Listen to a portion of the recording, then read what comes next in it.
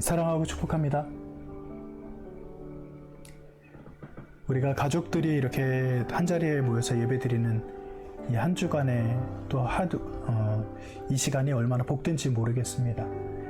여러분들이 온라인에서 예배를 드릴지라도 그 시간이 복된 시간이 되기를 바라고, 우리가 분주한 가운데서도 잠시라도 말씀을 통해서 또 우리가 서로를 위해 기도할 수 있는 그런 시간, 깨닫는 시간, 위로하는 시간이 되는 이 시간이 되었으면 좋겠습니다. 신건화 목사님 가정 위해서 특별히 기도해 주시고, 우리 김민정 권사님, 우리 송아름 사모님, 어머님 잘 회복될 수 있도록 계속 중보 기도 부탁드립니다. 오늘 우리에게 주신 하나님의 말씀은 스가랴서 마지막 부분 말씀인데요. 스가랴서 14장 1절부터 11절까지의 말씀을 보도록 하겠습니다. 제가 먼저 읽을게요. 주님의 날이 온다. 그 날이 오면 약탈자들이 너희 재산을 약탈하였다가 너희가 보는 앞에서 그것을 나누어 가질 것이다. 내가 모든 이방 나라를 모아서 예루살렘과 싸우게 하겠다. 이 도성이 함락되고 가옥이 약탈당하고 여자들이 겁탈당하고 이 도성의 주민이 절반이나 사로잡혀 갈 것이다. 그러나 이 도성 안에 나머지 백성은 살아남을 것이다. 주님께서 나아가셔서 이방 나라들과 싸우실 것이다. 전쟁 때에 싸우시던 것처럼 하실 것이다. 그날이 오면 주님께서 맞은편 동쪽 올리브 산 위에 발을 디디고 서실 것이다. 그러면 올리브 산은 한가운데가 갈라져서 동서로 뻗은 깊고 넓은 골짜기가 생길 것이다. 산의 반쪽은 북쪽으로 다른 반쪽은 남쪽으로 옮겨질 것이다. 그 산 골짜기는 아셀까지 미칠 것이다. 너희는 유다 왕 우시야 때에 지진을 만나 도망간 것 같이 주님의 산 골짜기로 도망할 것이다. 주 나의 하나님이 오신다. 모든 천군을 거느리시고 너희에게로 오신다. 그날이 오면 햇빛도 차가운 달빛도 없어진다. 낮이 따로 없고 밤도 없는 대낮맞이 이어진다. 그때가 언제 올지는 주님께서만 아신다. 저녁 때가 되어도 여전히 대낮처럼 밝을 것이다. 그날이 오면 예루살렘에서 생수가 쏟아나서 절반은 동쪽 바다로 절반은 서쪽 바다로 흐를 것이다. 여름 내내 겨울 내내 그렇게 흐를 것이다. 주님께서 온 세상의 왕이 되실 것이다. 그날이 오면 사람들은 오직 주님 한 분만을 섬기고 오직 그분의 이름 하나만으로 간구할 것이다. 게바에서 예루살렘 남쪽 림몬까지 온 땅이 아라바처럼 평평해질 것이다. 그러나 예루살렘은 우뚝 솟아있으므로 베냐민 문에서부터 첫 대문이 서 있는 지점을 지나서 모퉁이 문까지 또 하나멜 망대에서 왕실의 포도주 짜는 곳까지 제자리에 그대로 남을 것이다. 함께 읽습니다. 백성이 다시 예루살렘에 자리 잡을 것이다. 다시는 멸망하는 일이 없을 것이다. 예루살렘은 안전하게 살 수 있는 곳이 될 것이다. 아멘.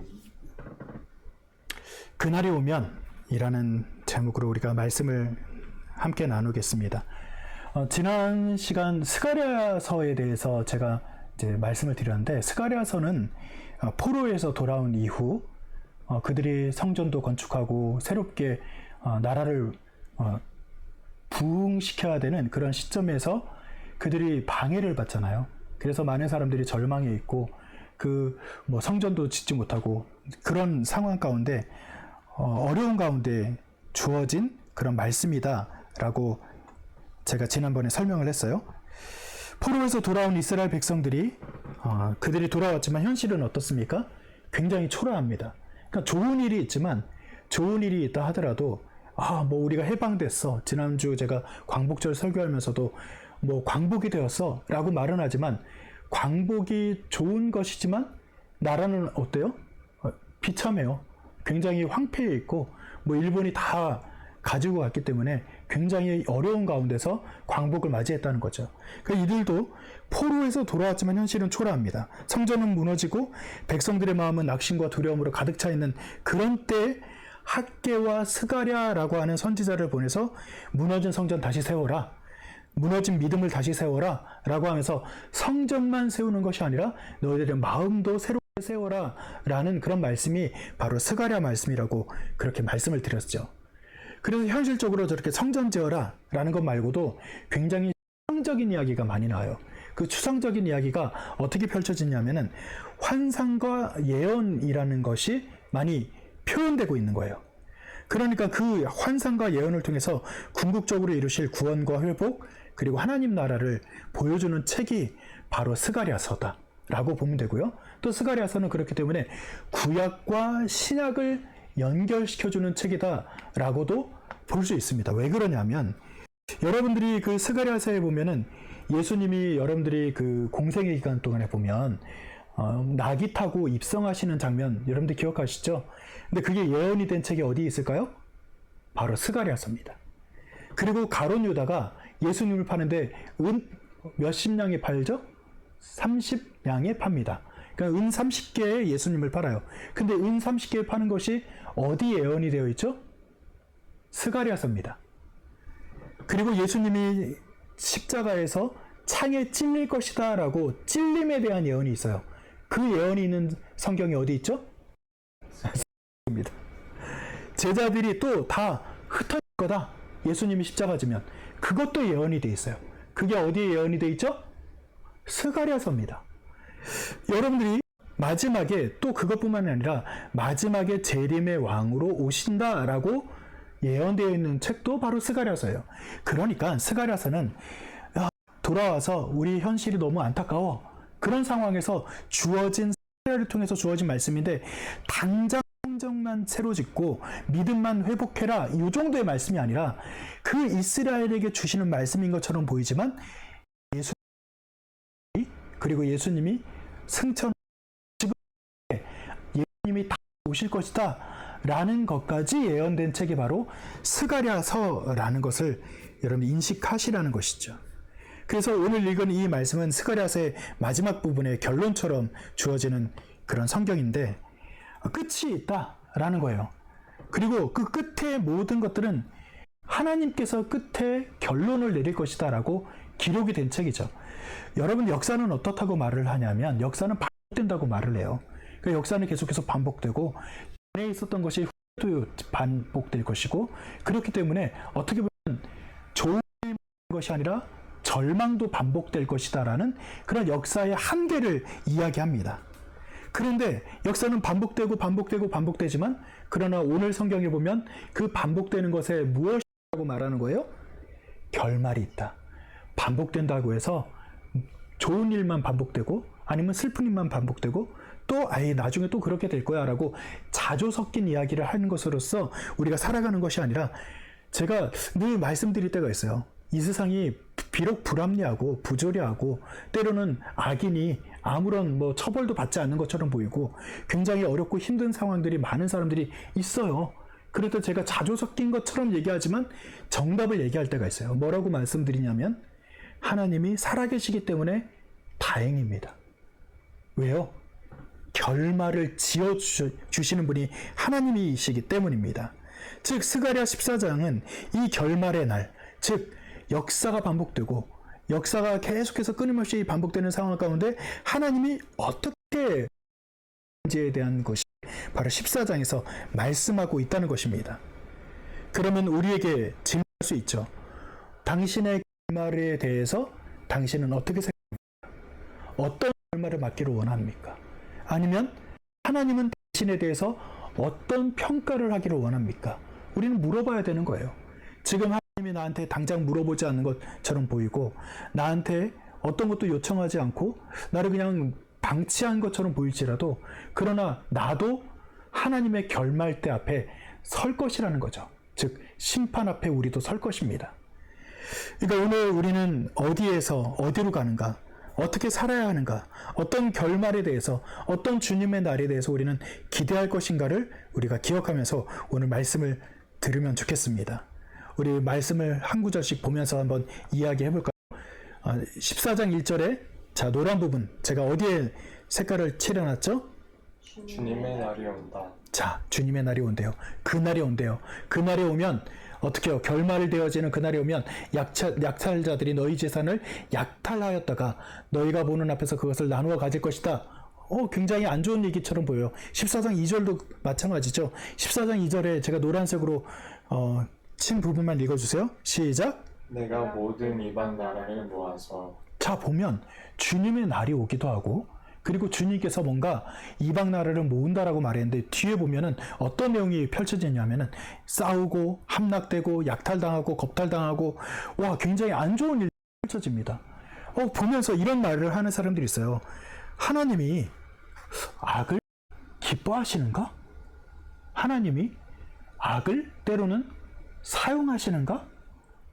성경에는 보면은 때로는 사탄을 이용하는 것처럼 보일 때가 있고요. 아니면 왕들도 하나님을 사용하는 것처럼 보이는 그런 장면들이 굉장히 많이. 그래서 이 악에 대해서 하나님께서 선한 하나님이라고 말하는데 왜 악이라는 것을 그렇게 친하게 친밀하게 하나님이 하시는 것일까라고 질문하는 사람들이 있을 것입니다. 자, 거기에 대해서 제가 이렇게 한번 예화를 한번 들어볼게요. 왼쪽에 보면 의사가 있어요. 환자가 있는데 머리를 이렇게 민 거 보면은 아마 암 투병 중인 걸로 예상이 되죠. 여러분, 항암 치료 들어보셨나요? 항암 치료가 뭐예요? 항암 치료는 굉장히 독한 약을 쓰는 거예요. 그래서 우리 몸에 독한 약을 주입을 해서 그것으로 인해서 우리 몸을 좀. 근데 항암제의 궁극적인 목적이 있어요. 우리가 몸이 잠시 망가지긴 하지만 항암제를 통해서 뭐가 결국은 박멸되기를 원하는 거예요? 암이 박멸되기를 원하는 거죠. 암을 없애기 위해서 항암제를 써요. 이거는 환자한테 좋은 영향만 끼치는 것은 아니지만 결국은 나쁜 것을 죽이기 위해서 처방을 그렇게 했다는 거죠.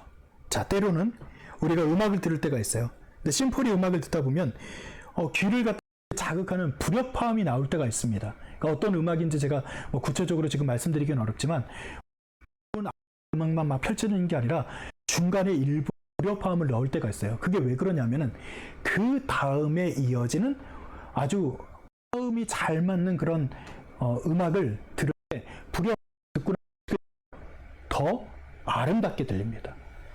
그러니까 하나님이 악을 허용한다라는 것은 악을 창조하고 악을 갖다가 더 좋아하고 그런 이유가 아니라 마치 항암제를 통해서 궁극적으로 암을 치료하기 위해서, 때로는 불협화음을 쓰는 것처럼 보이지만 화음이 더 아름다운 음악을 잘 들리게 하기 위해서 불협화음을 쓰는 그런 오케스트라 지휘자처럼 하나님께서 그런 이유 때문에 악이라고 하는 것은 싫어하시지만 악이라고 하는 것을 잠시 사용하셔서 하나님의 선한 뜻을 사용하기 위해서 잠시 사용할 때가 있다는 것입니다.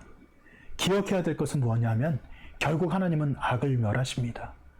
악을 굴복시켜서 선을 이루시는 것이 바로 하나님이시라는 것은 여러분 잊지 마시기 바랍니다. 그래서 왜 세상이 왜 이렇게 부조리해? 성경에도 보니까 하나님이 그렇게 하셨다는데 왜 안 좋은 일들이 펼쳐져? 라고 할 때 에 대해서 생각하세요.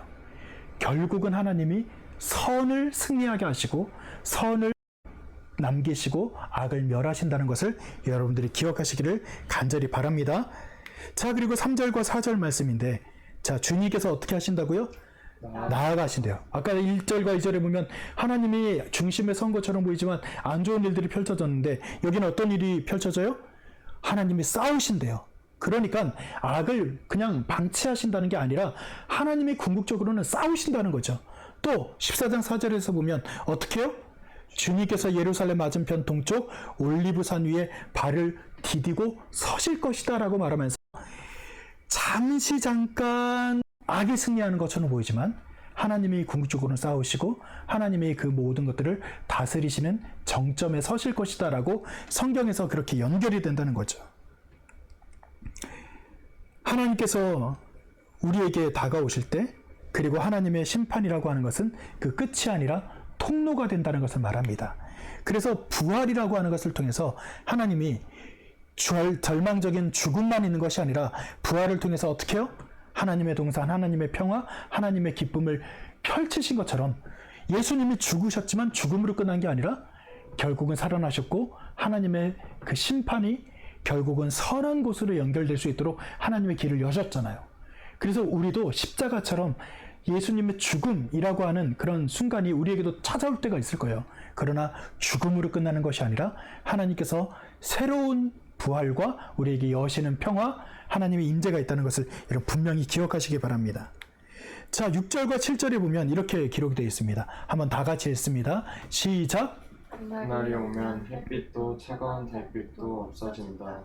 낮이 따로 없고 계속 읽으세요. 시작. 낮이 따로 없고 밤도 없는 대낮만이 이어진다. 그때가 언제 올지는 주님께서만 아신다. 저녁 때가 되어도 여전히 대낮처럼 밝을 것이다. 자, 아멘. 자연에 대해서 말하지만 이건 뭐냐면 세상의 모든 자연 질서가 흔들리고 그러는 것처럼 보이지만 그거는 새로운 질서가 만들어진다라는 것을 강조하기 위해서 쓴 표현이에요. 즉 하나님의 주권과 임재가 다가오면, 진짜로 이 땅에 임하면 세상의 질서들, 세상의 그 논리들이 승리하는 것처럼 보이지만 결국은 하나님이 혼돈처럼 보이지만 결국은 새로운 질서를 만드신다는 것입니다. 결론적으로 심판의 혼돈 속에서도 하나님은 빛을 창조하신다는 거예요. 구원의 길을 밝히신다는 거예요. 우리가 아는 시간표 그리고 질서는 무너지지만 그러나 하나님 안에서는 새로운 창조자께서 새롭게 하신다는 것이죠. 심판의 날은 빛이 사라지는 날 같이 보이지만 하나님은 새로운 빛을 여시는 것처럼 여러분들이 생각하시기 바랍니다. 즉 옛날 필름을 갖다가 현상할 때는 어디서 현상을 해요? 밝은 대낮에 아주 환한 곳에서 그것을 사진을 현상하나요? 아니요. 암실에서 합니다. 빛이 없는 데서 그 사진을 현상을 해요. 그러면 어디에서부터 창조가 되는 거예요? 어두운 암실에서 창조하는 거죠. 즉 빛을 차단해야지만 사진이 드러나는 것처럼 하나님께서는 잠시 어둠처럼 보이지만 결국은 하나님 안에서 새로운 빛, 아름다운 사진이 준비되는 것처럼 지금 어둡다고 해서 왜 이렇게 어두워라고 원망만 하지 마시기 바랍니다. 이런 말이 있죠.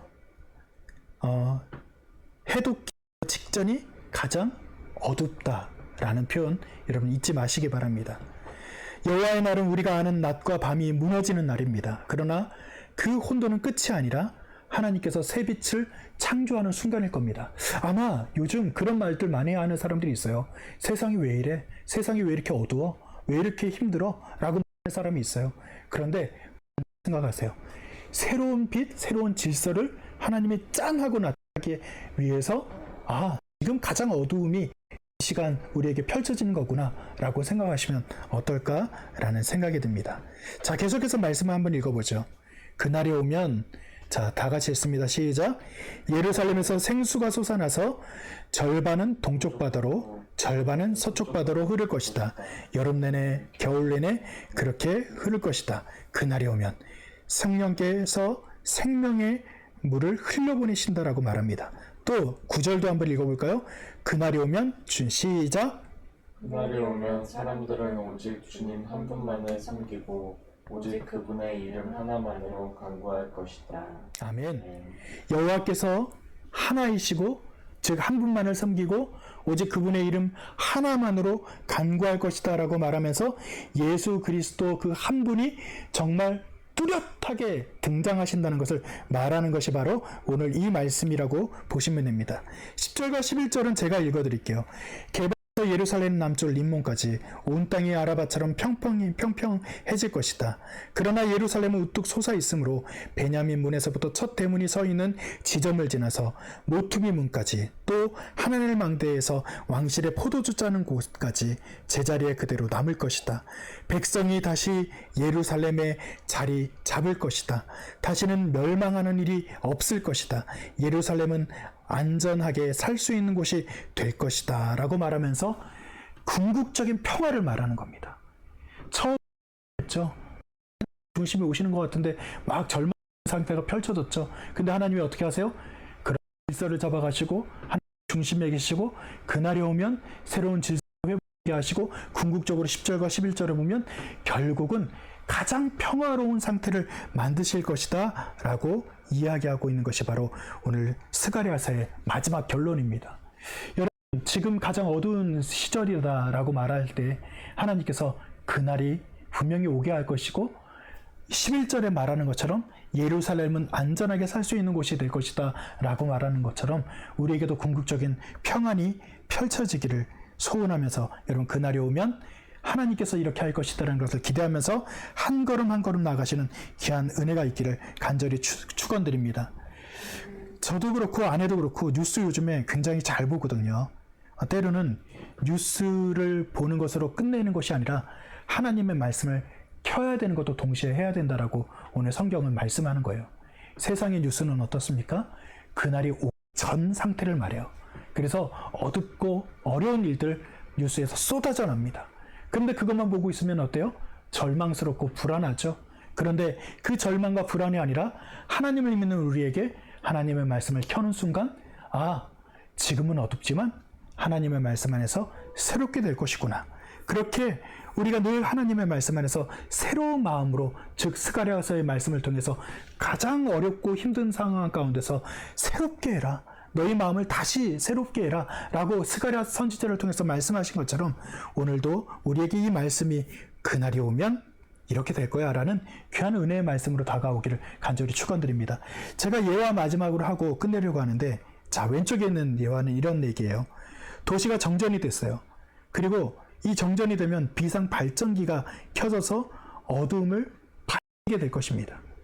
감람산이 갈라져서 도피의 길이 열린 것처럼 하나님의 임재는 비상 발전기의 역할을 한다는 거예요.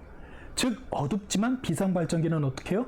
어두운 것을 새롭게 밝히는 역할을 하는 거죠. 자, 오른쪽 중간에 있는 것은 어떤 내용이냐면 우리가 핸드폰 보면서 막 정보를 막 찾을 때가 있어요. 근데 배터리가 지금 몇 프로 남았어요? 1% 남았죠. 그럼 넘쳐나도 볼 수가 있어요? 아니죠. 그러면 이 배터리는 어떻게 돼야 돼요? 충전해야 돼요. 즉 또 하나님 말씀으로 충전되어 있지 않으면 아무리 하나님이 우리에게 새로운 것을 주려고 해도 1%밖에 남지 않으면 결국은 그러니까 우리도 하나님이 주신 그 말씀으로 아니면 우리가 신앙생활을 통해서 새롭게 계속 배터리를 채워야만 그날이 와도 우리가 절망하지 않고 하나님께서 우리와 함께 하실 것이라는 것을 새롭게 계속 받아들일 수 있다는 것이죠. 자, 비가 와요. 비가 오면은 마른 논에는 어떤 역할을 합니까? 마른 논을 적셔주고 농작물이 잘 되게 합니다. 근데 이 비라고 하는 게 때로는 어떻게 쓰여져요? 너무 많이 와서 홍수가 나게 하기도 합니다. 여러분, 하나님께서 우리에게 비를 내리셔요. 이 비를 통해서 하나님께서 우리가 잘 준비된 밭이라면 잘 받아들여서 농작물이 막 이렇게 풍년이 되지만 만약에 밭을 가꾸지 않고 우리가 치수를 잘 못했어요. 그러면 어떻게 돼요? 비가 우리에게 축복이 아니라 오히려 해로운 것이 되게 될 수도 있다는 거죠. 여러분들이 밭을 잘 우리가 밭을 준비해서 하나님의 말씀이 우리에게 다가왔을 때 이것이 우리에게 유익하게 되기를 바라면서 우리가 준비하시기 바랍니다. 말씀을 맺습니다. 제가 아까 말씀드린 것처럼 가장 어두운 순간이 언제라고요? 해 뜨기 바로 직전이라고요. 지금 여러분들이 개인이 가장 힘들고 어려운 절망의 순간을 지날 때도 있을지도 몰라요. 이 나라 민족이 그럴 수도 있어요. 아니 온 세계가 지금 어둡다라고 말하는 시대일 수 있어요. 그러나 누가 살아계신다고요? 하나님이요. 저는 진짜로 믿습니다. 하나님이 계시지 않으면 억울한 사람들 천지겠죠. 하나님이 계시지 않는다면 세상은 막 살아도 되는 거겠죠. 하나님이 계시지 않다면 이 세상에 악이라고 하는 것이 오히려 더 선해 보이는 그들의 결론이 어떻습니까? 악한 사람이 잘 되는 사람들이 훨씬 많아요. 그러나 하나님은 살아계십니다. 그러니까 그날이 오면 하나님이 모든 것들을 정리하시고 새로운 질서로 우리에게 다가오신다는 것을 기억하시기 바랍니다. 그래서 우리 한 사람 한 사람이 그날이 오면 우리는 어떤 사람이 되어야 될까? 우리는 어떤 결론 앞에 서야 될까? 하나님의 심판대 앞에서 우리는 어떤 심판을 받을 것인가를 고민하면서 오늘 하루가 충분히 준비된 배터리도 주시고 그리고 잘 논밭도 준비되어서 하나님의 말씀이 우리에게 유익하게 되는 귀한 은혜가 우리 모두에게 있기를 간절히 축원드립니다. 스가랴서 말씀을 통해서 하나님이 우리에게 주시는 지금도 연결시켜줘 주시는 그 말씀이 우리에게 유익한 말씀이 되기를 바라면서 여러분 날마다 승리하시기를 간절히 축원드립니다. 아멘. 말씀을 기억하면서 이 시간 함께 기도해 보죠. 이렇게 한번 기도해 보시기 바랍니다. 그날은 분명히 와요. 제가 목사기 때문에 뭐 자꾸 이런 얘기하면 에이 무슨 그날이 온다고? 예수님이 오신다고? 근데 그날은 분명히 옵니다. 세상 사람들은 부정해도 그러나 내일 해가 뜨는 것처럼 주님의 날은 분명히 다시 옵니다. 우리는 어떻게 준비하고 오늘날로 어떻게 걸어가야 될지, 주님의 그 심판 앞에 우리는 어떻게 하나님께서 우리를 심판하실지 여러분 한번 상상하면서 기도하시기 바랍니다. 그날에 우리는 어떤 사람으로 하나님 앞에 설 것인가? 우리가 오늘 그 하나님의 말씀이 오늘도 우리에게 채워지고 역사하셔서 유익한 말씀이 되기를 소원하며 하나님께 간구하시기 바랍니다. 잠시 합심해서 기도합니다. 주님, 두렵습니다. 때로는 어두움이 너무나도 짙은 이 시대가 안타깝습니다. 그러나 주님은 살아계시고 분명 우리에게 다시 오실 것입니다. 그날이 오면 우리의 어두운 것, 우리의 억울한 것, 우리의 이 슬픈 것들이 사라지게 될 것을 믿습니다. 우리 또한 그날에 주님의 심판대 앞에 설 것입니다. 그날에 우리가 하나님을 온전히 기쁨으로 우리가 함께 만날 수 있도록 오늘도 내일도 순전한 걸음을 걸어가게 하여 주시옵소서. 하나님 감사합니다. 우리가 우리의 마음의 왕자를 주님 앞에 비우고 주님만 우리의 마음을 채우기를 소원하며 이 시간 나아갑니다. 성령의 생수로 우리의 심령을 적셔주시고 주님께서 그날에 우리에게 다시 오실 때, 그날에 우리에게 하나님께서 우리에게 심판대 앞에 설 때 잘했다, 충성되었다, 억울했느냐? 내가 너희를 쉬게 하고 내가 너희의 억울한 것을 풀어주리라 하시는 그 말씀이 우리 모두에게 임하는 귀한 은혜가 있게 하여 주시옵소서. 그날이 분명히 옵니다. 그래서 오늘 우리가 어두움에 있어도 어두움에 지치지 않게 하시고 넘어지지 않게 하시고 실망하지 않게 하시고 오늘도 승리하며 살아갈 수 있도록 인도하여 주시옵소서. 지금은 우리 주 예수 그리스도의 은혜와 하늘아버지의 극진하신 사랑하심과 내주 성령님의 도우시고 역사하심이 그날이 분명히 올 것을 기대하는 이 자리에 있는 모든 성도들 머리 위에 온라인으로 예배드리는 또 함께 기도하는 모든 이들 머리 위에 주님께서 영원히 함께 하시기를 간절히 축원드리옵나이다. 아멘.